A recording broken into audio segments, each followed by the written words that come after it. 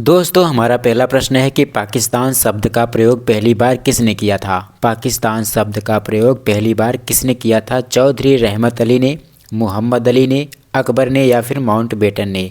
कौन सा विकल्प यहाँ पे सही हो जाएगा? तो दोस्तों आपको बता दें कि भारतीय मुसलमानों के लिए पृथक राज्य पाकिस्तान शब्द का प्रयोग सबसे पहले कैम्ब्रिज विश्वविद्यालय के एक छात्र रहमत अली ने अपने पत्र जिसका शीर्षक था नाउ आर नेवर में प्रस्तुत किया था। तो यहाँ पे जो सही विकल्प हो जाएगा हमारा विकल्प पहला हो जाएगा चौधरी रहमत अली। हमारा दूसरा प्रश्न है कि मुस्लिम लीग ने पहली बार पाकिस्तान की मांग कब की थी? मुस्लिम लीग ने पहली बार पाकिस्तान की मांग कब की थी? विकल्प हैं आपके 1939 में, 1940 में, 1937 में या फिर 1942 में। कौन सा उत्तर यहाँ पे सही हो जाएगा दोस्तों? तो यहाँ पे जो सही उत्तर हो जाएगा वो हो जाएगा विकल्प 2 यानी खा 1940। दिन कौन था? 23 मार्च 1940 को मुस्लिम लीग का अधिवेशन लाहौर में हुआ। इसकी अध्यक्षता किसने की? इसकी अध्यक्षता की मोहम्मद अली जिन्ना ने।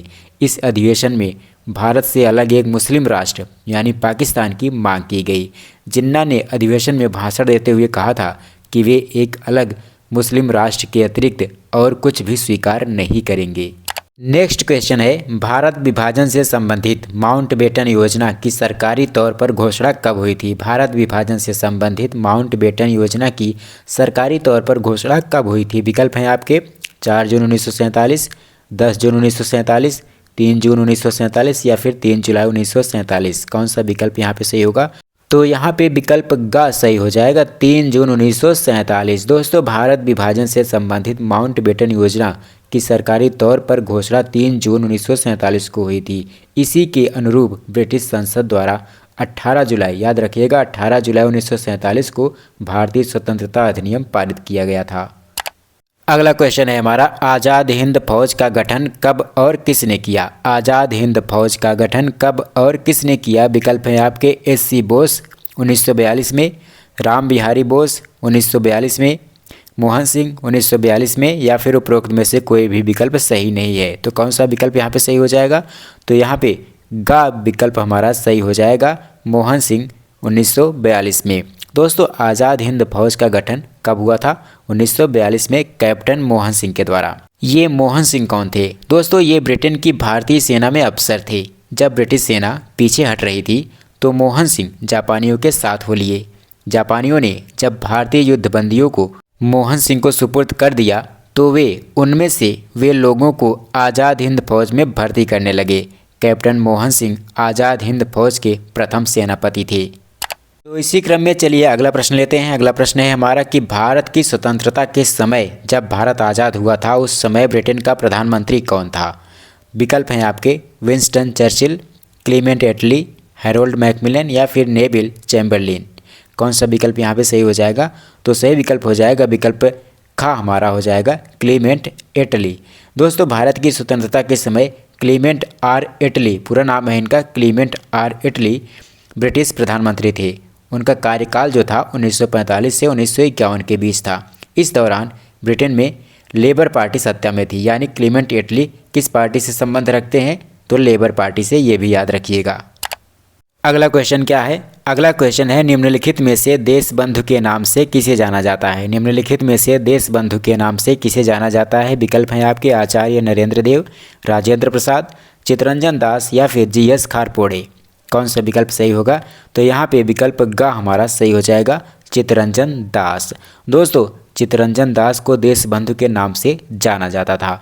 देशबंधु का तात्पर्य क्या होता है? दी फ्रेंड ऑफ नेशन, यानी राष्ट्र का दोस्त। दोस्तों चित्तरंजन दास इंग्लैंड से वकालत की पढ़ाई करने के बाद स्वदेश आकर बैरिस्टर हो गए और वकील के रूप में इनकी सबसे बड़ी सफलता अलीपुर बम कांड केस में अरविंद घोष का बचाव करना था। ये काफ़ी महत्वपूर्ण है दोस्तों, इसको याद रखिएगा कि अलीपुर बम कांड केस में अरविंद घोष का बचाव जो है किसने किया था? देशबंधु चित्तरंजन दास ने।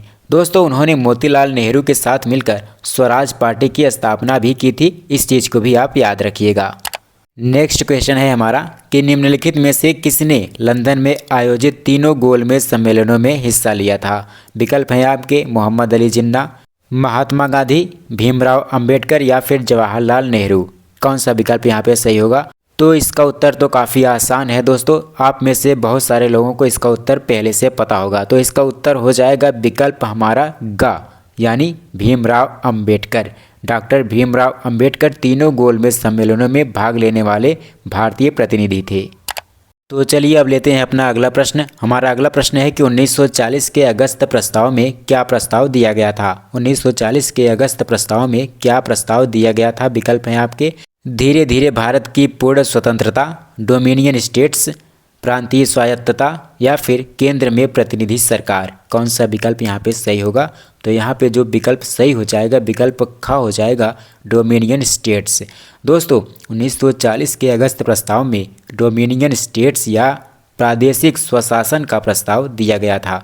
उल्लेखनीय है कि भारत की द्वितीय विश्व युद्ध में शामिल करने हेतु वायसराय लॉर्ड लिनलिथगो ने 8 अगस्त 1940 को एक प्रस्ताव प्रस्तुत किया जिसे अगस्त प्रस्ताव के नाम से जाना जाता है।